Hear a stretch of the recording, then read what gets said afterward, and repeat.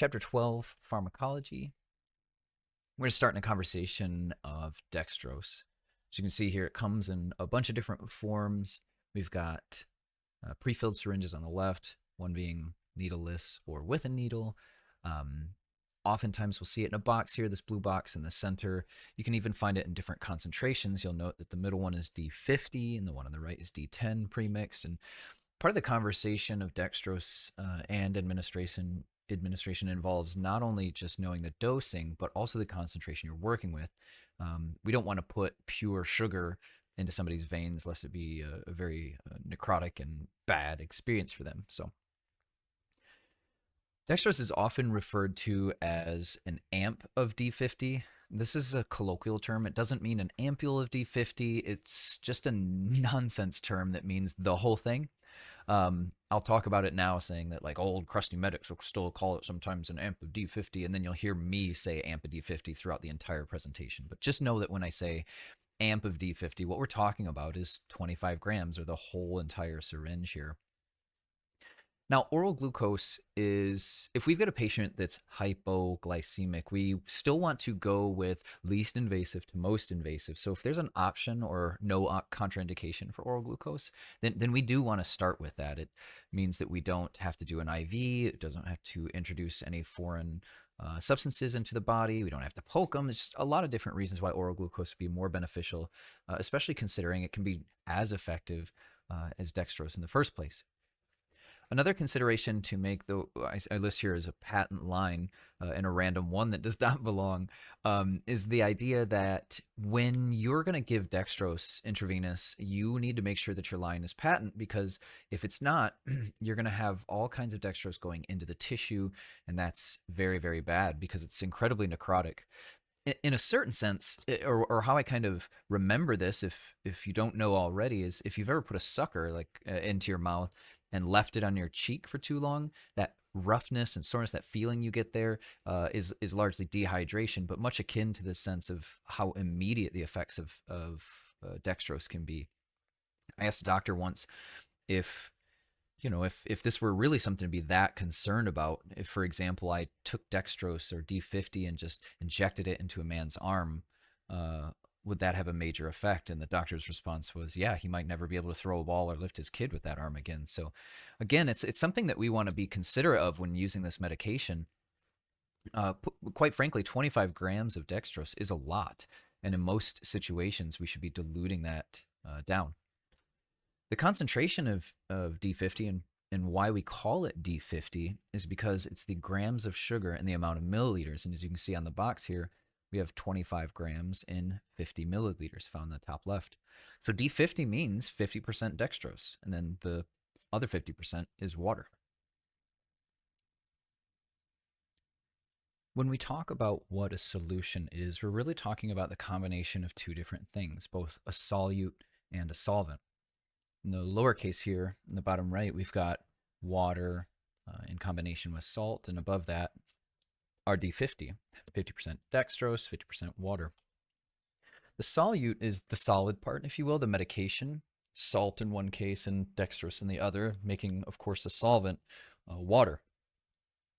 When we discuss D50, what we're talking about is a dextrose solution. Now, there are plenty of different types of descriptors for liquid medications, another of which I should say is a syrup. Tylenol can be bitter, like PO Tylenol. And so what we'll do as a delivery mechanism is we'll put Tylenol into water and then add sugar because it's a sweetener, and we call that a syrup. A tincture is similar, whereas we aren't maybe tasting it, so therefore we don't need sugar. We'll use something like alcohol. So iodine in a solution with alcohol added is called a tincture. And alcohol and tinctures are usually there to help kind of extract the medications and keep it suspended. Lastly, we have a suspension, which is much like a solution with both a solute and a solvent. But the big difference here is particle size and the fact that it will eventually settle, meaning if you think about glucagon, where we have both the solute and the solvent stored separately, we have to what they call reconstitute those things, right? So you'll inject the sterile water into the glucagon, shake it up to get it mixed, and then administer it to the patient. And of course, the reason for that is because it's a suspension, it'll eventually settle. You know, if we left that glucagon in the syringe, eventually, like the salt here at the bottom, the glucagon would settle on the bottom, and that would be problematic. Here's our dextrose drug card. For the class and action, though technically there's no action listed here, it's known as a carbohydrate. It's literally a sugar, and we'll call that a hypertonic solution. We'll get into later about what tonicity and osmolarity means, but for now it's more important just to remember that dextrose or D50, D10, these things, they're all hypertonic solutions. And one of the ways that you can remember this is simply because if you give a kid too much sugar, they become hyper, therefore dextrose hypertonic. Naturally, the indication is if somebody is low on blood sugar. In neonates, that's less than 40. The dosing for this medication, pretty easy with adults. The default administration is an entire amp or the 25 grams or the entirety of the 50 milliliters. We can do that either IV or IO. We'll get into later about how I don't recommend that you do that, even though it's technically correct. A lot of protocols will say to start with half of that, 12.5. When we talk about pediatric administration is when we really start to get in the math of things in a bit deeper water. Ultimately, the dosage or the solute or the medication we're trying to administer for peds is 0.5 grams per kilogram or less than that for neonates. Part of that is because newborns especially, they don't have much glycogen stores and their body isn't super good at handling sugar. In fact, a lot of the breast milk that comes out is colostrum, which is a different form. It's not filled with sugar and the like. When we move down into discussing the form of it, naturally, like I said, with an adult for our dose, you're giving the whole thing. The form of that is D50.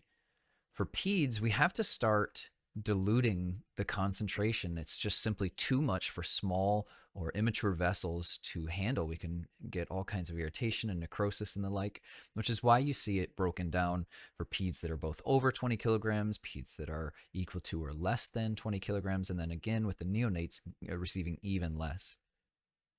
Now, I will say there, I've highlighted the D10.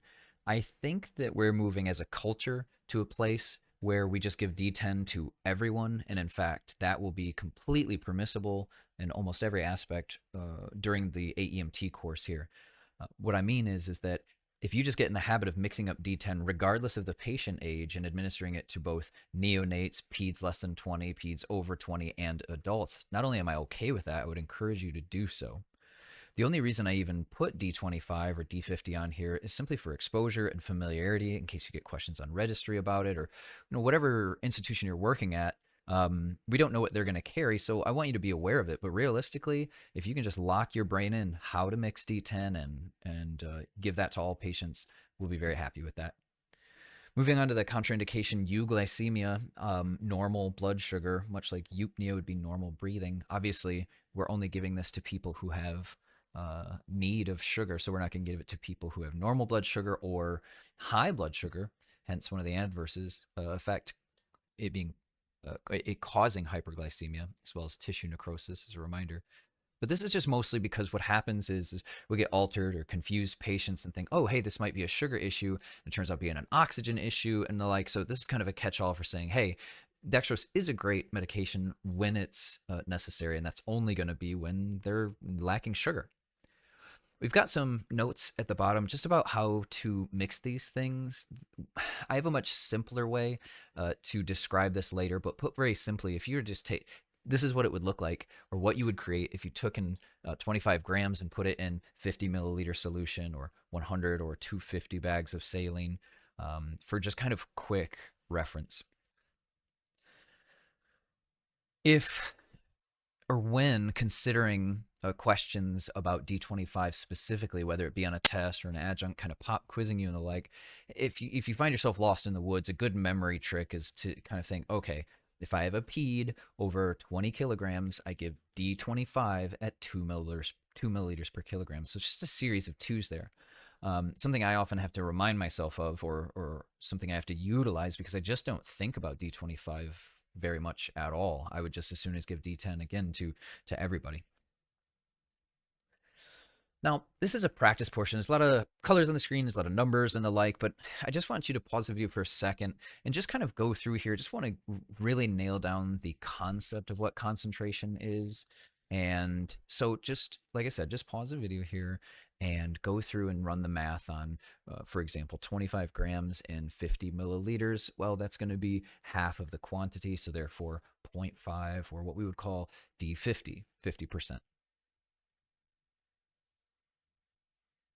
Now, going through these, you'll see that the math works out pretty simply.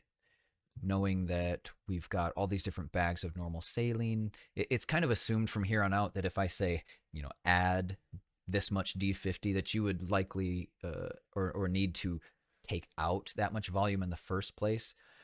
To be honest, I almost never did that. I don't think it causes an issue. It does change the concentration somewhat, but as long as you don't need the exact right answer on a test, in practice, having some slight variance here is not an issue.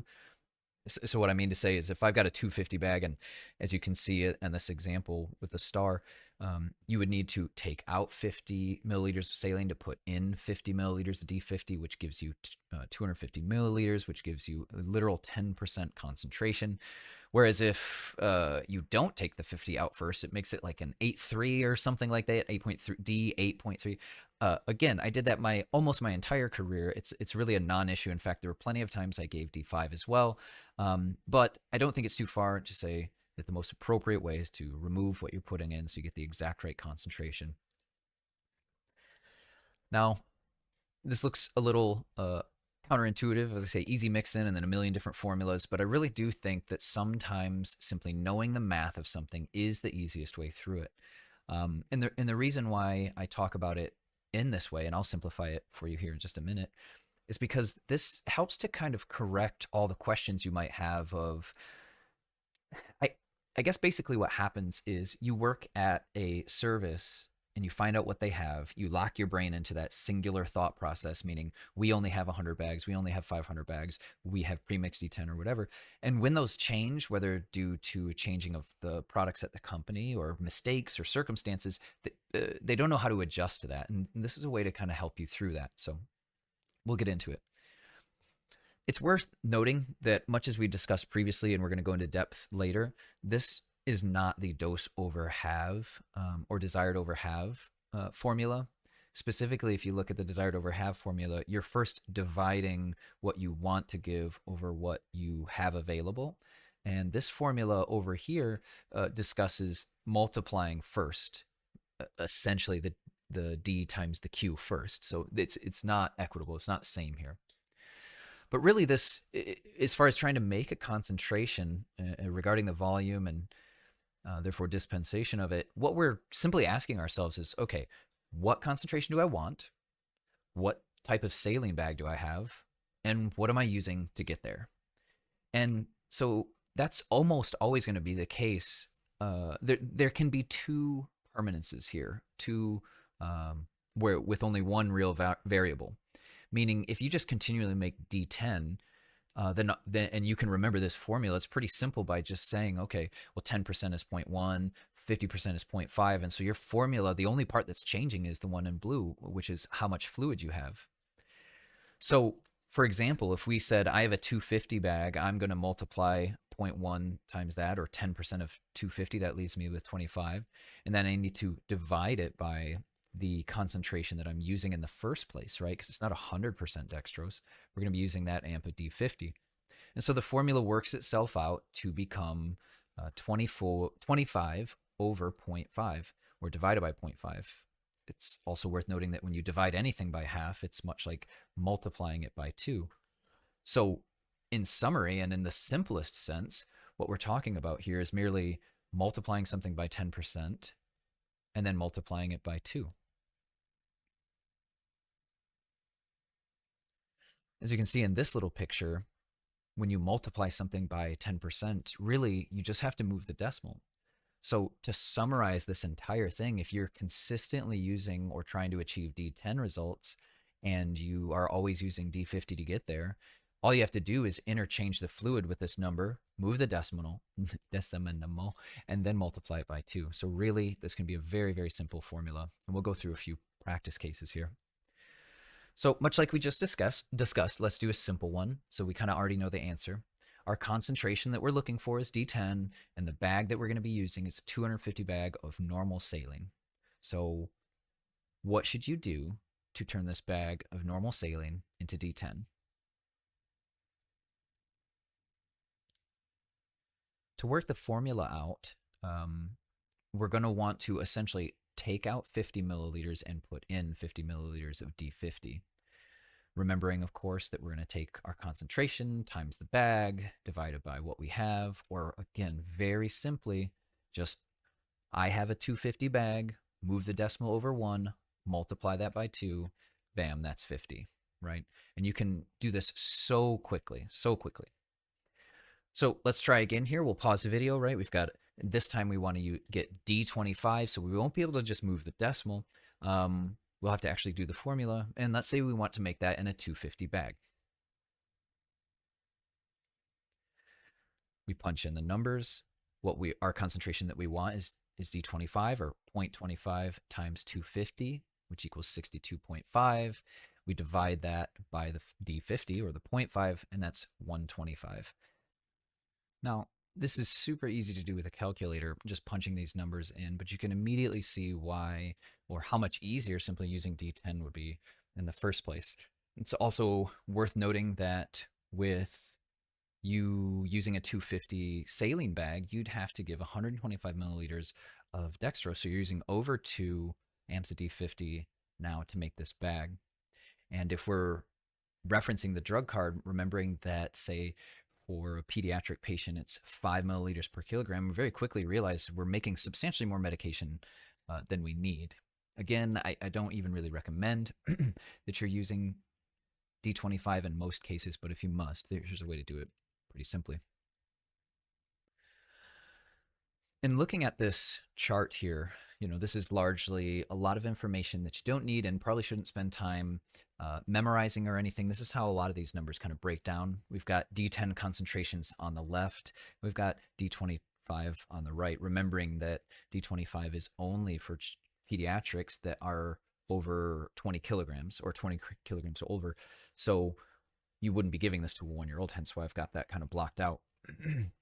Now, this is the concentration that we were discussing here, highlighted in red. This is us making D25 out of a 250 milliliter saline. And how we'd really probably be better off if we wanted to make D25 doing that in a 100 bag, because then we'd only have to use 1 amp of D50 in it. Now, it's up to you how you do this. I mean, there's a million different ways to skin this cat here. And as long as you're coming to the right concentration and the right dosing, it doesn't super matter. So ultimately, just look out for what's easiest for you, what makes the most sense for you. It becomes a little difficult in a student's life because you don't know how the proctor or the test is going to ask you to make this stuff. Whereas as a clinician, you can kind of make the scene suit your needs or your interest. But again, if we look over here at D10 and I make D10 in a 250 bag, I only need 50 milliliters of, or 1 amp of D50, and it can cover all kinds of different dosing. So this is really what becomes the hallmark or the gold star in my mind, is that, in summary, if you just get in the habit of making D10, not only can you give it to all ages, but if you do that in a 250 bag, the math is easy. You're just inputting an entire amp, and you can make adjustments as necessary.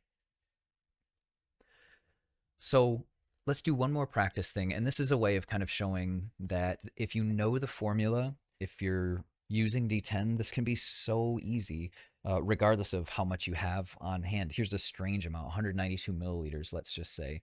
Whether that has happened due to a mistake or you work at a institution where it's just not available to you as easily. In fact, this is a point that Mr. Denner and I somewhat disagree on. He likes to mix a lot of his dextrose right in the syringe. If we reference the chart previously here, look just above the red highlight where you see D10 in a 50 milliliter saline. That's Mr. Dennert's preference. In fact, it's a lot of medics' preferences is to just make it in the syringe, in which case, to make D10, all you'd have to do is essentially drain and then add back in 10 milliliters right in the syringe and you'd be fine. The only issue I have with that is there's certain weights and certain ages where you end up wasting a decent amount of the medication um, to get your concentration where you need it. And I used to work in Flint, and there just wasn't a lot of access to it. You might wait a long time to get your medications restocked. So I got in the habit of putting it in a bag so that that way I didn't waste the medication. But again, that's really all up to you. So let's practice this here real quick. Pause the video, walk through the formula. I'll give you a moment to do that.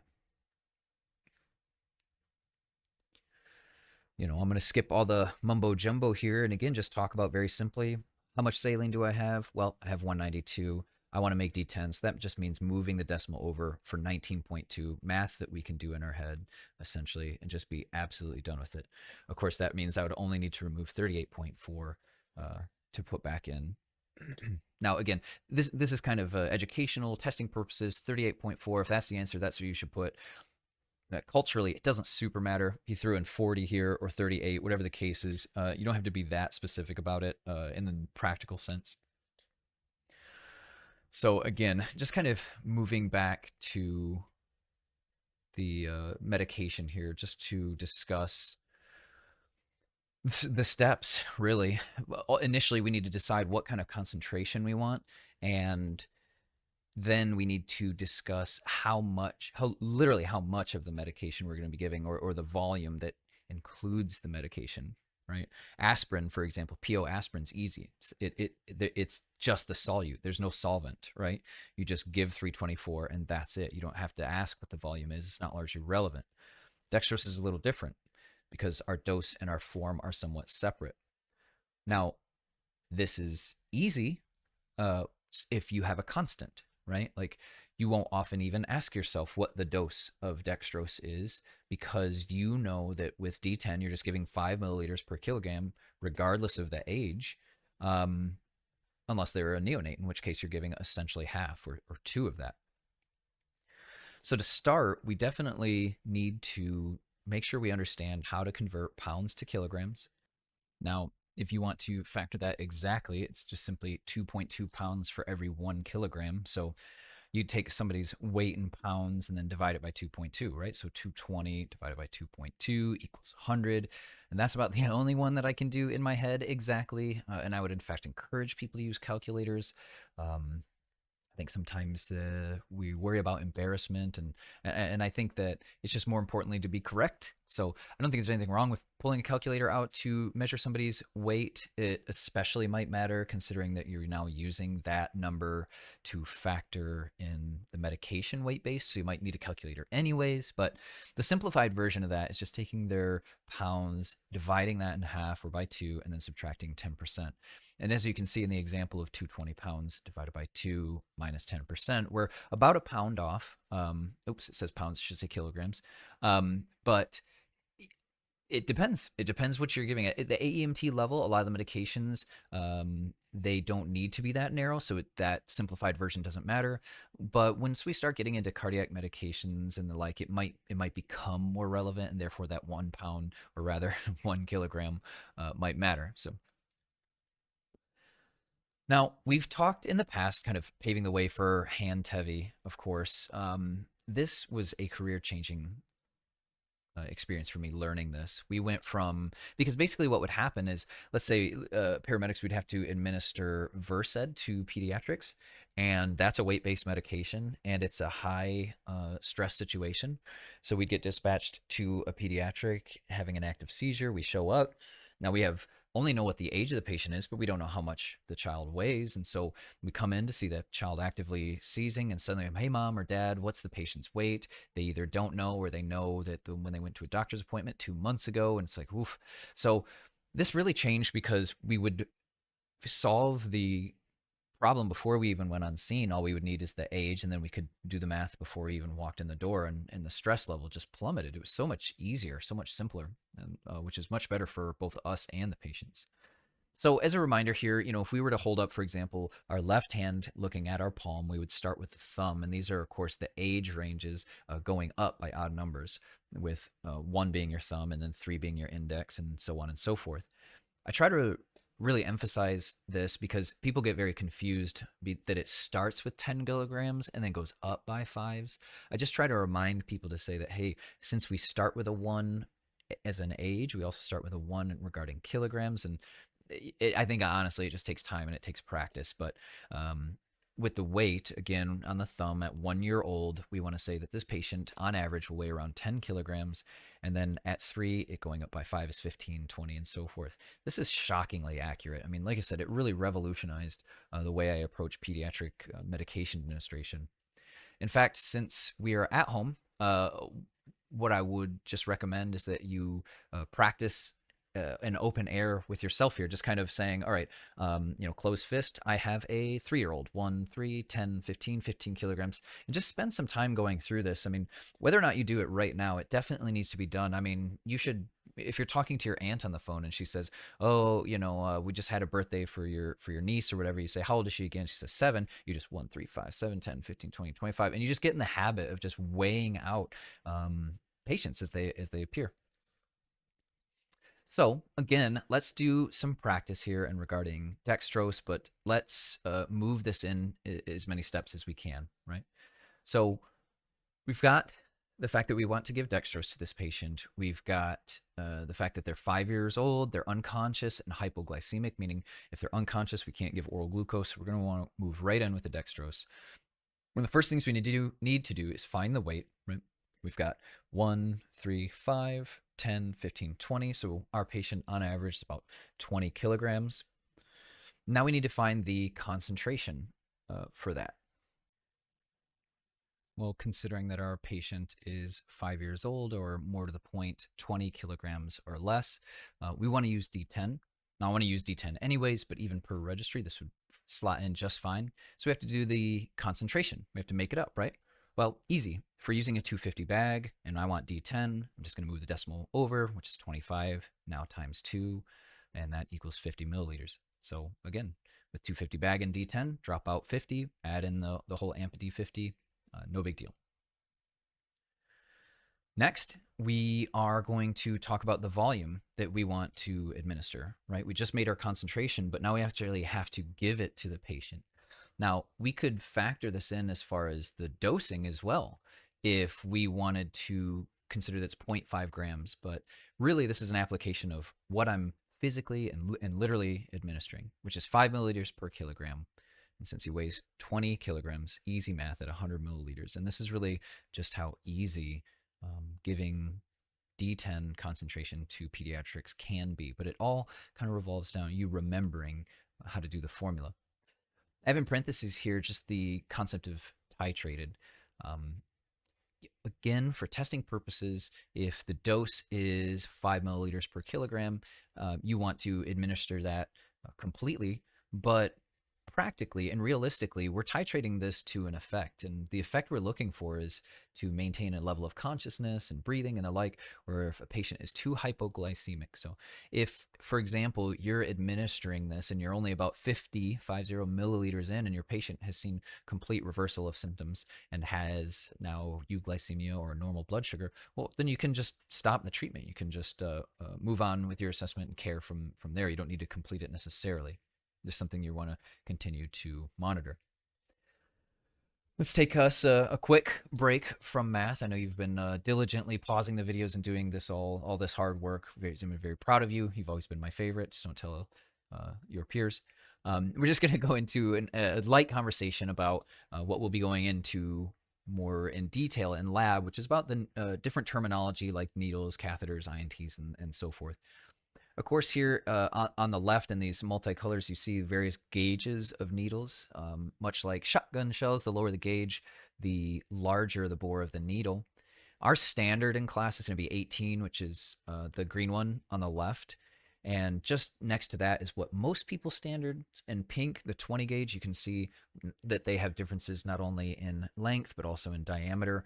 The length, I've seen 18 gauges much shorter. and I've seen 20 gauges much longer. That's neither here nor there in a lot of cases. But the reason why I say 18 is our standard is because, sure enough, what we're trying to do is maximize the diameter of the catheter. That's the plastic sheathing covering the needle itself. We're trying to maximize the diameter to maximize the flow rate. And so many times when nurses will say, "Oof, wow, why did you do that IV? It seems big." I would say, "Well, because it fit." Right? Because that's the needle that seemed to be most appropriate. Generally speaking, we would consider the 16 and 14 gauges there in gray and orange as what they might call large bore or trauma needles, meaning when somebody needs major fluid replacement, we'll go for those 16s and 14s. Now, admittedly, I did a lot of 16s in my life, even in some cases where it wasn't for fluid replacement, but and that's just simply because, in my opinion, all needles hurt. It doesn't really matter whether you do a 20 or 16, even though they look substantially different. They all feel like a pointy piece of metal going into your skin, and they all kind of hurt. So, again, as long as you're not doing it to be cruel, you're just doing it intentionally. I think that's important. It's also worth noting that at one point in your career, you will need a large bore IV, something like a, I guess technically 18 will probably be counting as that, but you may need to do a 16 on somebody, and the first time you do it shouldn't be that moment when you need to. So my recommendation is that you use 16s in some cases where other people may have suggested an 18, just so you can get familiar, because as the diameter increases beyond the 18, it's really a different experience as far as pushing it. This might not make a lot of sense right now, but you develop a certain feel for IVs, and you can, without even looking, can kind of feel whether you were successful with it or not. And the 16 often feels like a successful 16 often feels like a failed 18, because there's so much surface area there that it feels harder to push the 16 gauge in than you would expect. So anyways, like I said, we'll get into all this during lab once we have time to practice and actually put your hands on it and stuff. In the middle here, we've got several different types of needles. We've got this, what they call butterfly needle. Just to the right of that, we've got one that's kind of self-protecting. It occludes itself so no one gets poked at the end. And then ultimately, the plastic catheter sheath that sits over the needle, which is about the only part, or literally the only part that will remain in the vessel once you remove the needle. And to the right here is a pigtail, which we'll also get into, a type of INT lock. So the only reason I'm even bringing this stuff up now is not really with the intent to teach, but just to kind of get a frame of reference for where these medications are going when we start talking about drip sets and all these fluid administrations, to think about what exactly is going on here. And this is just the site of a person's arm, this assistant's thumb occluding the end of that catheter so you can remove the needle, leave the plastic catheter in place for easy access. And so perhaps obviously, but this is just so that, if a nurse has to give a medication every 20 minutes throughout the course of 3 days, you don't want to stick that person over and over and over. This allows you to stick them ideally once, leave the catheter in place, and then just access that port during their time. In regarding the drip sets, which, as you can see here, this purple lever here, this little spin wheel hooked to a line, it's all being plunged into the saline bag there. The drip set, what we're talking about there, is the drip chamber just coming off of the bag and then all the way coiled around to the end there. Again, we'll practice this in lab largely, but you're going to want to do what they call spiking the bag, which is pushing the line into the bag. You'll give a quick squeeze to that cylinder there, allowing some fluid to fill up. And this is just simply so you can watch the drips. There are some cases where you need to count the drips, but ultimately, if there were no drip chamber, it would be almost impossible to tell if the fluid was running, if it were running slow enough, because you couldn't watch the bag drain effectively. And then down here in that purple handle is that little wheel. You'll essentially roll it down with your thumb to pinch it off, or roll it up to open it up. And that's kind of how you titrate the drip rate that you want. We measure drip sets in what they call GTT per milliliter. I mean, really, I'm just going to be calling out to you, hey, why don't you get me a macro set or a micro set, or a 15 drip set or a 60 drip set. Now, there's all kinds of things. There's 10 drip sets, there's 40, all these different things. But traditionally, the macro set and 15 drips per milliliter is what we'll be using for volume administration when we're just trying to give saline, or maybe even boluses, which would be, of course, our medications like dextrose given over a short period of time. We don't really ever use the micro drips as AEMTs, but we might help in assisting them. It's certainly within our scope to utilize them. But this is really going to be the medication that we end up running over a long period of time. And this is usually utilized more by medics and nurses for things like dopamine and the like. Um, it happens all the time in the field where you're trying to set up a fluid infusion or sorry, fluid administration or give dextrose, and you look up at the bag, it's been a couple minutes and you're like, my goodness, like it is not dripping at all. And then you suddenly realize that you've grabbed a micro drip instead of a macro drip, because the big difference here is what these GTT, which is Latin for like goutte or something like that, it's essentially just means drops in Latin.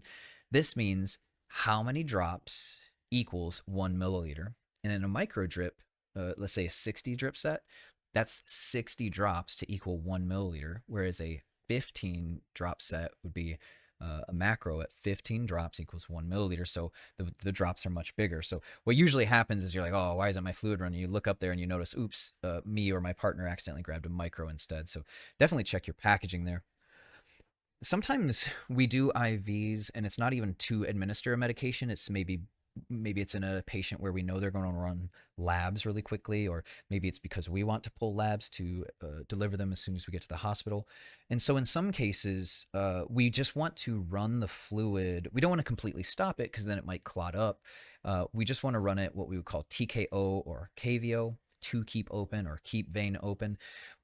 I found a definition in your book that says this is 1 drop every 6 seconds, but nobody's counting this stuff. This just means a drop sometimes. I mean, considering that blood can clot within 10 seconds or so in that little tube, you just want it to drop every once in a while. It doesn't need to be every second. Of course, that's actual fluid administration, but just enough to keep it from clotting up. And you might ask yourself, well, how do I know? Well, if you're seeing blood trace back up the line, then, because obviously it's a higher pressure system because it's coming from your beating heart. If you see blood coming up the line or a pink tinge, then it's not enough. You need to increase the amount of fluid to make sure that that's cleared out. At the end of these drip sets is a saline lock, or at least usually should be. Doesn't have to be, but often is the case, is you hook a saline lock to it, which works like a backflow valve for easy access. It can be like this pigtail, this curved tubing up at the right, or it can be as small as just this little INT here. Now, even the pigtail itself holds less than a milliliter of a fluid, so it's not a lot. Sometimes people think about fluid administration and they worry about flushing and the like, and it's a worthwhile concern if you do have a substantial amount of tubing. You're trying to give a small amount of medication. For example, if you're trying to give a tiny dose of a med that's only half a milliliter, you have to consider that that would stay in the pigtail unless you followed it with a flush, right? You also want to watch these for clots. You can see this little white clip on there. Sometimes if it's not depressed down enough or pinched off enough, you'll see blood trace back up, and all blood that stays in place for too long clots up, and we don't want to create a machine here that might lead them towards a PE or a heart attack or something. So make sure you have a clean workspace. Make sure that you're flushing these lines or having them KVO if necessary and the like. Now we're going to talk about one of our last medications, I suppose, which is a series of different crystalloid solutions. We have 2 types of solutions available to us, crystalloid and colloid. Colloid is just larger particle, and it's something I've literally never seen used outside of the hospital, but it's possible and it is in your scope, so we'll discuss it. But we start with everybody's favorite here, normal saline, technically normal saline, 0.9%. The purpose of this, obviously, is fluid replacement, meaning when a person is giving us signs of hypovolemia or the like. And some of the early signs being, of course, maybe the earliest is anxiety, right? A certain nervousness, trepidation, the body saying, hey, something's wrong, tachycardia, tachypnea. These are all early signs, whereas late signs would be a decompensation. Things like hypotension would be a very late sign, pallor or perhaps cyanosis specifically, depressed respirations. I mean, I guess what I'm saying is that we should use our hallmark for, hey, this person might need fluid as anxiety, tachycardia, or tachypnea, because if you're waiting for the blood pressure to go down, you are way past the mark. And so, as we've said since we met, tachycardia, one of the most common causes of tachycardia is dehydration. And so we should consider a heart rate of 101 as compensation until proven otherwise. We also use saline as a base for medication delivery, like in the case of lowering a concentration of dextrose. Obviously, we're not giving it for the fluid replacement, or we don't necessarily give it for fluid replacement. We're just simply delivering the medication through it. Compensation, of course, being sodium or salt, rather, sodium chloride, 0.9%. So the vast majority of this bag is water. And that makes it an isotonic solution, meaning if we it's equal as far as or equal enough to the osmolarity of the fluid in our blood that there's no shifting back and forth from the cells, right? We're just simply giving normal saline 0.9% because we want to increase the volume or the blood volume. Whereas if we'd have given tap water, that could have deadly effects. It would cause fluid essentially to rush into their cells because it's hypotonic. But again, we'll get into tonicity at another time. But suffice it to say that essentially the reason this bag isn't just water is because it would cause fluid shift out of the cells. So we put just enough salt in it to make sure that it matches very close to most blood and therefore doesn't cause fluid to leave the vein or leave the cell or back and forth. Now, we have to remember that even if we're using saline in large part for volume replacement, we have to consider the trauma triangle of death and how saline is basically pinging on all in all the ways we don't want it to. Consider hypothermia, that the body's around 98.6 degrees, and saline often at room temperature is substantially cooler than that. So we're, as the patient's body cools because of their lack of blood, we are only hindering that by adding an even colder solution. So obviously we want to keep the patient warm, and this might even be an indication that we should be warming our saline when necessary. Acidosis can result from hypothermia and lead towards coagulopathy. Normal blood pH is 735, 745, and saline itself is acidic at 5.5. So again, adding a substance that only increases the problems regarding the trauma triangle of death. Lastly, in regards to coagulopathy or the pathology of not being able to make clots very well, if you will, the more acidic we become, the harder it is for our body to effectively make clots with platelets and fibrin. Well, saline doesn't have platelets, saline doesn't have fibrin, and so administering fluid without those things brushes by clots. It can blow them out. It can disrupt them completely. And in fact, when I started this career many years ago, we used to say, hey, start 2 lines and run that fluid until their blood turns pink. Maybe it was stupid then, but it's certainly not the thought process now, because now we know that, or we knew back then, but now we're starting to consider like, wait, it's not just volume replacement. So, I mean, it might be a reasonable consideration to say, okay, well, if saline pings on all these bad things, why do we give it at all? Well, we give it because of the volume replacement. Because if your blood pressure is low enough, it won't matter what you have in there. You won't be able to move it around effectively. And that's where this term comes in about permissive hypotension, meaning we just want to give enough saline to get a systolic blood pressure of 90 and no more. So if I've got a trauma patient, maybe they got a laceration, lost a lot of blood, and I notice their blood pressure is 70 over 40, I want to start a large bore IV. I want to run fluid as fast as I can, and I want to reassess their blood pressure. And if that second blood pressure comes back at like 96 over 50, let's say, well, I then want to just stop the fluid or move it to TKO or keep vein open, essentially because I don't want to overwhelm all the stuff they need in their blood, like the platelets and the plasma and all these different, the red blood cells. I don't want to overwhelm that with a volume replacement that has none of those things.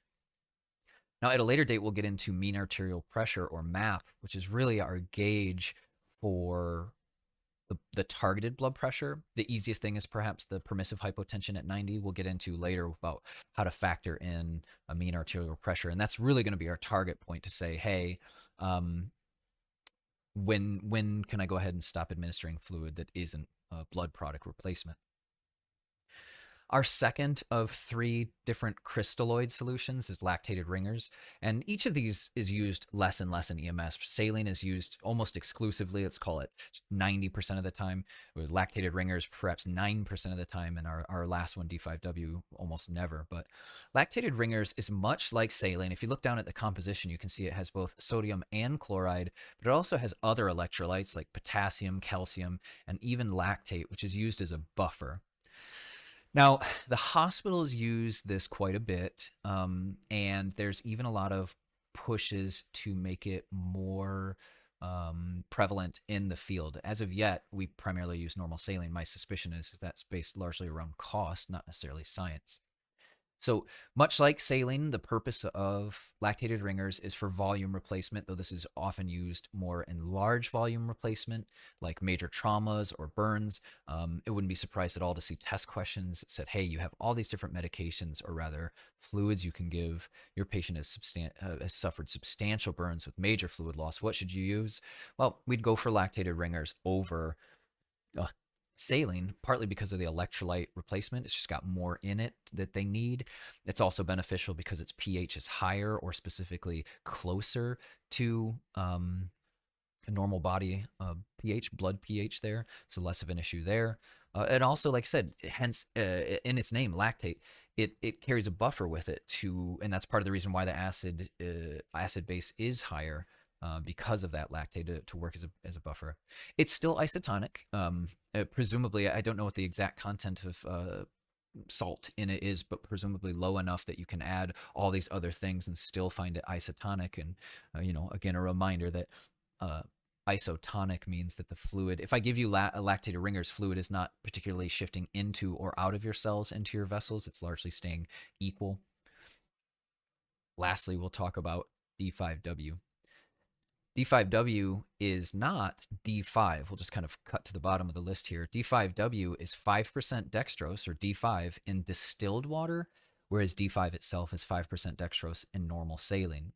So the difference there, if you remember, is simply the tonicity, or the osmolarity, meaning normal saline has salt in it, right? And so salt and sugar in it is going to make it even more hypertonic.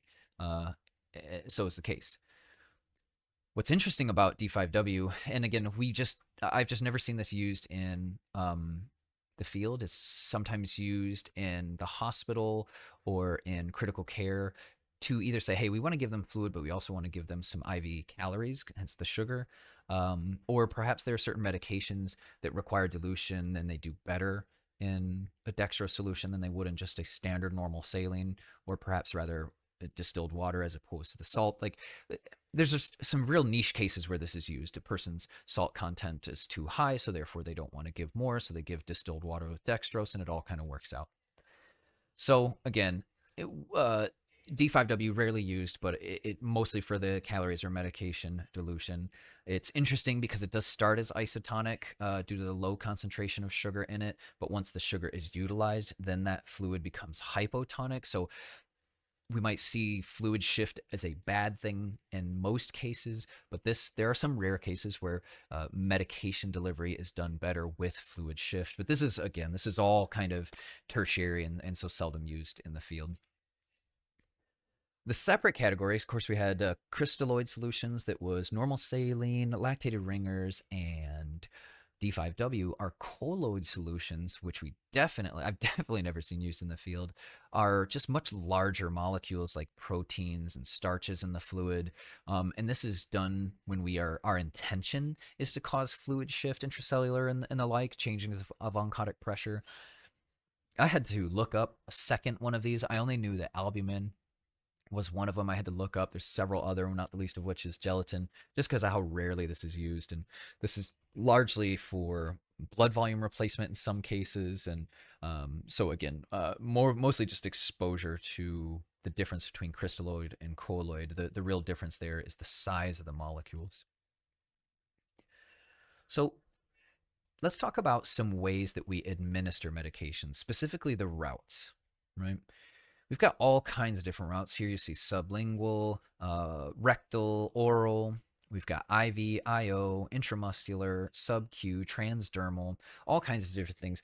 And I broke these up intentionally, both by speed and category, because really what we're talking about is we have enteral and parenteral routes of administration.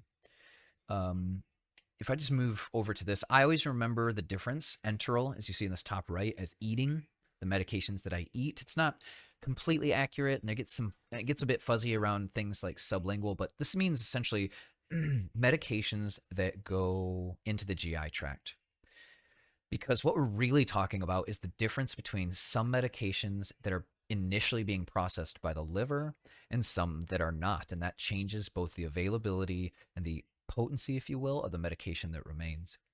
What's really important here is to remember in general the speeds of these things, that sublingual and rectal administration of medication is a rapid absorption rate, whereas eating it or ingestion is much slower. But very likely that's not news to you. And let's hope specifically in relation to sublingual and PO, you likely know that your patients are receiving the effects of nitro much sooner than the last time you took, say, ibuprofen for a headache. Maybe the difference of 30 seconds and 30 minutes. So whether or not you know about rectal administration absorption rates, that's really, I suppose, up to you in a long, awkward history. Secondly, is a category that for our parenteral, this is like it has, I think, para in the word here, meaning next to the GI. So these are going to be medications essentially that'll just bypass the liver and go directly into the bloodstream. Now, it might be easiest not to memorize the parenteral absorption route list, but specifically to consider what is in the enteral route if we go back. If you can remember that the stuff that goes into your GI tract is enteral, that's essentially uh, sublingual and PO, essentially orally, and parectum rectally, like that's all you have to remember, and then everything else would be parenteral. These absorption rates are often very quick. Some of them can be akin to each other, like sublingual is relatively fast, as well as IV and IO. So these are rated in terms of speed from left to right and top to bottom, meaning IV is the fastest and transcutaneous is the slowest. So you definitely have questions coming, and there's definitely considerations to make of, say, I have 2 or 3 different ways to administer this medication. Uh, the slower they are, usually the easier they are to administer. Like it's really easy to put a transcutaneous patch on somebody, but it may be very tricky to land an IV. Lastly, we want to talk about some medications that are outside of our scope. And I'm just going to cut to the quick here, move on to their definitions.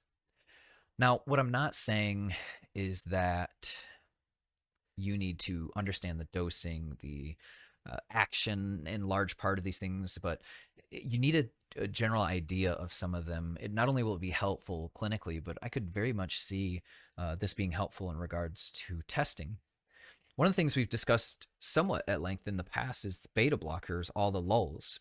Metoprolol, carvedilol, labetalol, these are all things that essentially try to control your blood pressure by slowing down your heart.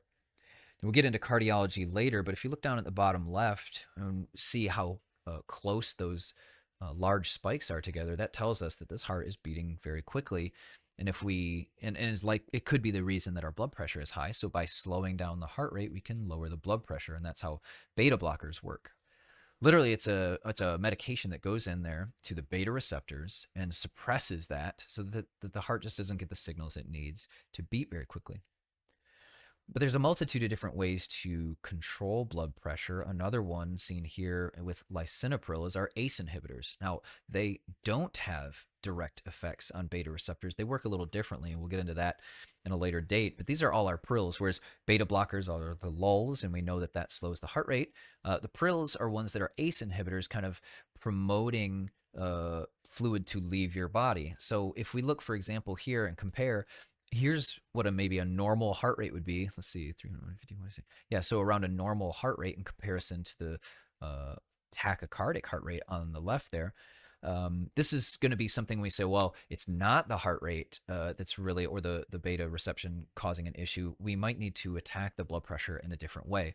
And so these patients have blood pressure issues they take the ACE inhibitors for. Now, part of this is relevant because when we look at a person's blood pressure, we always have to ask ourselves, whether or not this is good or bad, right? It's like asking a question to say, well, is a respiratory rate of 24 good or is it bad? And the answer is often, well, it depends, right? What's the age of the patient? Because that changes dramatically. Are they compensating for something? Is the fact that their respiratory rate is higher than normal, is that the reason they're alive, and so forth? And much as the case, I'm going to back up here, look at the beta blockers, right? I mean, if I've got a heart rate here, in an isolated experience, I've got a heart rate here that's, let's say, 130 beats a minute, and you say, well, that's not good. 130 beats a minute isn't good. I'm going to give a beta blocker. And we say, well, wait a second. They're low on fluid. That's why their heart rate is up. You slow that heart rate down, you're going to cause them some problems, right? So again, there's just different ways to attack this, and why this is relevant for us might come into the fact of when we expect to see compensatory mechanisms. We see a person losing blood, we expect their heart rate to go up, but we find that it's only 80. Well, it might behoove us to ask, are you on any kind of specific medications? Some other medications that we want to familiarize ourselves with, even though it's not in our scope to administer them, are things like the antithrombotics, which would include antiplatelets and blood thinners and the like, anticonvulsants, Keppra, Dilantin, Depakote, these types of things. If you've got a patient that's unconscious and you can see that there's a bottle of Keppra with their name on it, you suddenly know their unconsciousness may be a result of a seizure history. Remembering the difference between Lantus and Humalog is on a list of long-acting versus short-acting insulin is very good, because oftentimes dexterous administration correcting hypoglycemia, the patients want to do a refusal because there's no medical mystery, and you might want to tell them like, hey, you took Lantus this morning, which means it's going to keep working all throughout the day. So secondly, memory drugs, things, or not secondly, but quatrally, or whatever the case is, memantine, Aricept, these types of things, knowing that your patient's altered mental status may be an exacerbation of dementia because they take memory drugs is also good to know. What is the greatest concern when overdosing on CNS depressants? Now, altered level of consciousness is not good, but surely our biggest concern is going to be apnea or lack of breathing. All these are considered depressants, medications that slow you down. They're all things that take your central nervous system and put them in the poop. We've got alcohol, opioids, barbiturates, and benzodiazepines. Most of the benzos are the PAMs. Diazepam, Ativan is not not a PAM, but lorazepam is, which is its generic term, and so on and so forth. Knowing that, of course, opioids cause or can cause pupil constriction. Benzos can cause mydriasis in rare cases.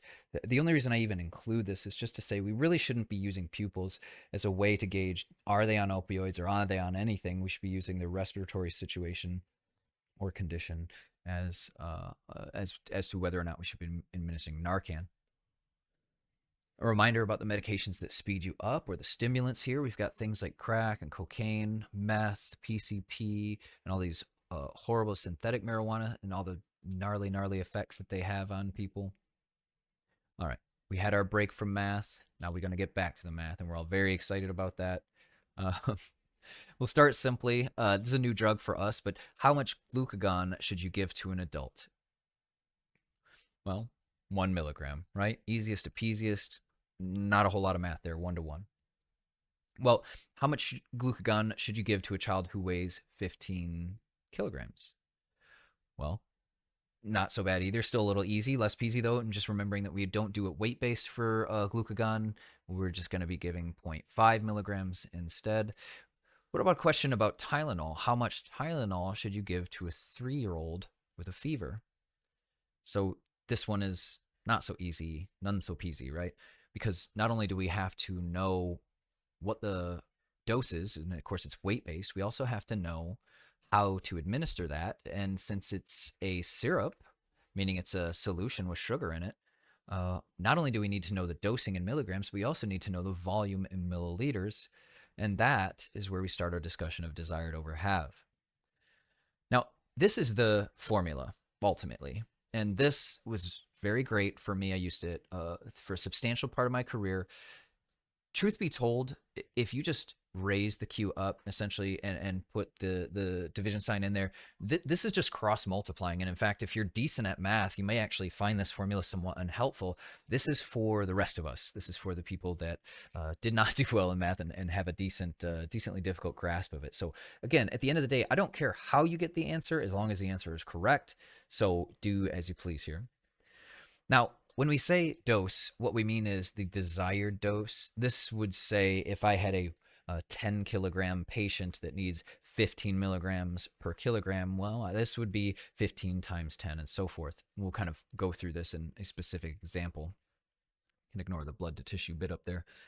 Let's take the case of a 3-year-old, right? If we went through hand heavy, we'd find it's 15 kilograms. We start at 1, 3 years old, and then 10, 15 kilograms. So if our dose is 15 milligrams per kilogram, we want to multiply that. 15 times 15 comes up with 225 milligrams in green. This is our desired dose.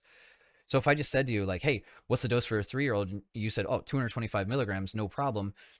You'd suddenly be met with the fact that, wait, Tylenol is supplied in 160 milligrams. How much exactly do I need to give? And that's where this formula comes into play. The way I kind of look at this is that the H is our solid or the actual medication, whereas the Q is our liquid.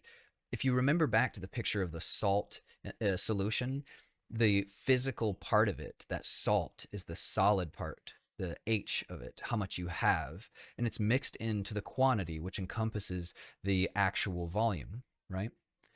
In a certain sense, this would be like dextrose saying a D50, the H would be 25 grams, and then the Q would be 50 milliliters. So if we fill these numbers out, 3-year-old dosing is 225 milligrams. That goes where the D is, and we want to divide that by 160 because that's the physical or the solute medication multiplied by the quantity or the liquid volume, right? So sometimes I write this formula as D over S for solid times L for liquid. It's just easier in my brain for kind of remembering that. And this is going to show you that you need to draw up 7 milliliters to administer to the patient. Of course, that's both for IV and PO in this case. So let's do some practice. We've got Tylenol here, remembering, of course, it's 160 in 5 milliliters. We want to go through the math of this. Go ahead and just pause the video and see what you can come up with as far as working through the math of both dosing and volume administration. Now, first we have to find the weight, right? And that means we're going to use hand heavy. 1-year-old as our thumb, starts at 10 kilograms, big, easy. Our dose, like I said, is 15 milligrams per kilogram, so we're just simply multiplying the 10 times the 15. It comes up with 150. Our concentration for Tylenol is often the same, 160 in 5. So what we're going to do there is, of course, dose or desired dose over half, so 150 divided by 160, and then multiply that by 5. And that gives our final result of 4.7 milliliters. Now, kind of backtracking on that, we shouldn't be so surprised, right? Essentially, we're saying we want to give the child 150. Well, we already know that 160 is 5 milliliters, so we're not surprised to find out it's almost 5 milliliters, right? That math works out just fine. Let's do another one here. I'll pause, or you should pause the video to kind of work through this. And in fact, you can do this with both the dextrose concentrations, not this exact formula, but you can just write down all these things and practice them yourselves. And really, you should be doing that. There's no way to get through this. It's not just simply practicing it on repeat. Let's say we want to give Tylenol to an 8-year-old who is experiencing pain. What do we want to do there? Well, what is the patient's weight? 8-year-old being an even number is a little tricky. I don't think I mentioned this back in hand heavy, but if we're counting up on our thumb starts at 1-year-old, we want to go 1, 3, 5, 7, and then 9 for our pinky, which leaves us with 8 between our pinky and our ring finger. So if we're counting up the math on it, we have 10, 15, 20, 25, and then 30. Every space or even number is 2.5 in between. So again, if I go 1-year-old, 3-year-old, 5-year-old, 7-year-old, and I know it goes just after that, I have 10, 15, 20, 25. I add 2.5 on that. 8-year-old on average, 27.5 kilograms. Now, I want to give 15 milligrams per kilogram, so the math works out to 412.5 milligrams. Concentration staying the same at 160 over 5, which means I want to take the desired dose, 412.5, divide it by 160, which is what I have, and multiply that by the quantity or the volume, which is 5 milliliters, which means I need to give 12.9 milliliters PO or IV. Now, One thing of note here, and what most clinicians do, again, this is testing purposes. I think we're smart enough. I think it's simple enough that we can just kind of factor it this way every time. But truth be told, very rarely is a doctor going to care that you do anything than just this, which is put very simply, if they're less than 8 years old, give them half dose. If they're older than 8 years old, give them the full dose. So adults are taking 325. If you're less than 8, you're taking 160. Or more to the point, 1 5 ml syringe versus 2 for adults or anybody over the age of 8. Now, again, in clinical practice, I don't mind this at all, but in education and in testing and the like, it's important to get the exact right number. And depending on the protocols or where you work, it might be necessary as well. Let's try the dosing over half with a different medication just to show you that how it's done in its most simple form here. So let's say that we've got our medication of Epi 1 to 1,000. And of course, we're giving 1 to 1,000 for anaphylaxis, and our child is 6 years old. See if you can work through the math of this to find out exactly how much you need to give. We start with our weight, right? Let's go up in age 1, 3, 5, 7. So half that would be 10, 15, 20, 22.5 kilograms. Our dose is 0.01 milligram per kilogram. So we move the decimal over twice. That leaves us with 0.225 milligrams of epinephrine. Now, you probably already jumped to the conclusion in your head, since it's a 1-to-1 ratio, that all you have to do is change a G to an L, and we're going to be giving 0.225 milliliters. And this is much easier done in a single mil syringe as opposed to something like 3 or 5, where it'd be near impossible to get this exact dosing. But let's just work through the math as a way to kind of test, do we know what we're doing, right? So what's our solute? What's our medication in a 1-to-1 ratio? Well, we have 1 milligram and 1 milliliter. So we go through the math. 0.225 divided by 1 times 1 is 0.225 milliliters. And of course, we'd be giving that IM.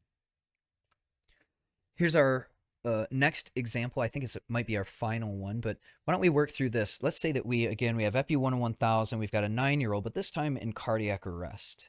Pause the video here and just work through the math. See if you can come up with the appropriate weight and administration of this. Well, let's factor our weight. 1, 3, 5, 7, 9, 10, 15, 20, 25, 30. So our patient's weight is 30 kilograms.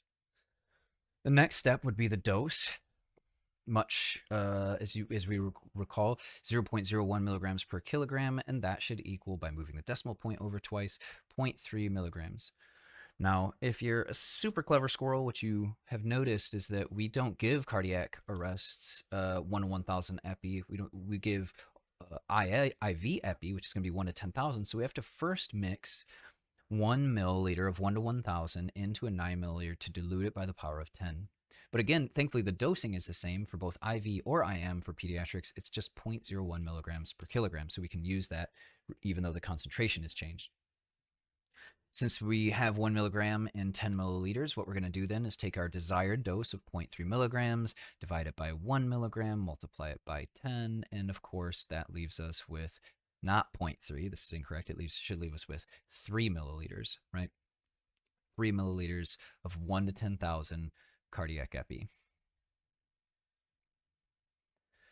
We just want to end on a couple of different terminology descriptions. This is tricky. I bring this up for exposure more than anything. I'm not entirely sure whether I want to ask a test question about this, but I'll just briefly go over it. This is how medications work together. Sometimes people have heard about how grapefruit can potentiate a lot of different medications, making them stronger. The big summary of this is that if if two medications interact on a principle of summation, that's additivity. I had to sound it out. There we go. What that means is if you have a headache and you take aspirin and caffeine, they can work together, right? 2 of aspirin, 2 of caffeine to make 4. They can work together. Synergism is when we really start to see that not only are both of these medications attacking the problem, but they're also attacking it in different ways that's kind of working even better. This would be the case of how we mix codeine and acetaminophen and something like Percocet, where one is lowering the threshold, one is lowering the receptor site capability. So if you were to give 4 of codeine, you could give 4 of codeine or 4 of acetaminophen, but if you give 2 of each, it actually has the power of 5, if you will, showing that they work better together. Potentiation is different. Potentiation is like a slingshot. It's no longer that 2 plus 2 is 4 or 2 plus 2 is slightly better when they work together. This is that medication really amplifies the other one. In fact, we'd often call a combination of benzos and alcohol as a death wish. If by mixing those two things, it can lead to CNS depressant and apnea severely. So the way this question will appear is something like give the best example of potentiation or give the best example of summation or the like. And you really kind of have to pick out either the numbers that represent that or the concepts that just say, hey, if something potentiates it, it is way stronger. You have to be really careful. Meaning if for some reason we needed to administer benzos to a patient who had recently drank alcohol, maybe it was a case of somebody who was going through withdrawals, so they started to feel really bad, so they decided to uh, uh, hop off the wagon and drink a bunch of alcohol. And we get there and we say, hey, now they're seizing. You have to know that giving them that benzo in the presence of alcohol may have a major and dramatic effect on their respiration or respiratory drive. Couple of different concepts that if you're not familiar with these things, you really need to be. Therapeutic range or therapeutic threshold or therapeutic index is all just saying, when a medication is enough that our body can absorb it and start receiving the effects of that, the beneficial effects of that. And that ends essentially that's where the therapeutic range starts, but it ends at where it's so much medication that's becoming a problem. Um, for example, if you were to take Percocet and you only took the tiniest amount, maybe it wouldn't reduce your pain. When you took just the right amount, you'd start to notice a pain reduction. But if you overdosed on it, took too much, went beyond the therapeutic range, then you would maybe start to notice some CNS depressant, and that would be bad. Half-life is kind of colloquially or just generally used as how long a medication has an effect on you, but really, what it really means is the amount of time it takes to be processed by your body, where about 50% of the medication is remaining. It's less about when the medication stops affecting you and more about when the medication effects have peaked and really are now on their downturn. Agonism versus antagonism, of course, just a reminder that both of these things are activity. They are both referencing binding to a receptor site, whereas agonism binds to a site to cause a result, antagonism binds to a receptor site to prevent a result. And then, of course, tolerance in regards to tolerance and withdrawal, talking about taking enough medication to just build up a tolerance to that, where you need more and more and more to have similar results, much in the case of really any drug. Or in a withdrawal experience, like say when you stop drinking caffeine or stop eating sugar, and your body really experiences negative results because it's so used to that. Couple of quick references here just to the governmental agencies. You don't need to spend too much time on this. This is, to be honest, primarily here just to remind you that even if we don't have access to narcotics, that they are legally controlled through substance laws. And part of that is in the scheduling of those narcotics, and also a reference that they need to be behind or stored behind two separately keyed locks. Sometimes this can be done like in a Pelican case and then in a cabinet, or sometimes they count the cabinet. I don't actually remember if car doors count. So if you lock the ambulance doors and then have it in a case, I don't think that technically counts. Either way, the DA says it needs to be behind two separately keyed locks to be considered safe and appropriate. And that's about it. That is backwards. Let's go forwards for the bunny. Again, there's a lot of math in here. You should not anticipate that, oh, I went through the lecture, therefore I know how to mix all this stuff. It is especially hard to achieve the results you're looking for by just watching a video.